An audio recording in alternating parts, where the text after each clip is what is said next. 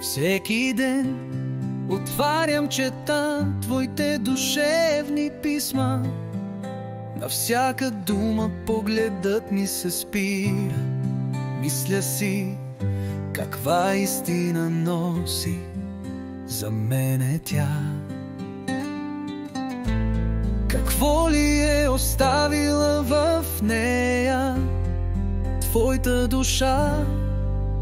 Това е моето поредно душевно писмо, написано само за тебе. Ще пристигне в рими и музикато отново като нежна песен при тебе. Очаквам с цяло сърце всяко твое ново душевно писмо.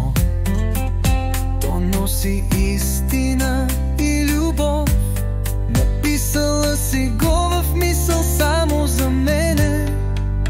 Това е моето поредно душевно писмо, написано само за тебе.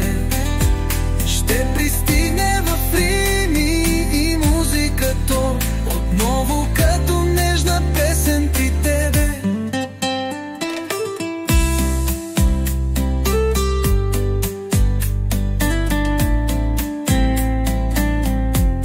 Търпение казваш, колко трудно е и нужно е то. Опитвам се да го приложа, докато чакам всяко твое ново писмо. Търпение трябва да вложа. Това е моето поредно душевно писмо, написано само за тебе. Ще пристигне в рими и музикато отново като нежна песен при тебе. Търпение казваш, ще се науча, защото не е качество, а е закон. Без него отговор правилен няма. Ако търпение нямаш, ще чуеш от тази мелодия грешния тон. Това е моето поредно душевно писмо, написано само за тебе. Ще пристигне в рими и музикато отново като нежна песен при тебе.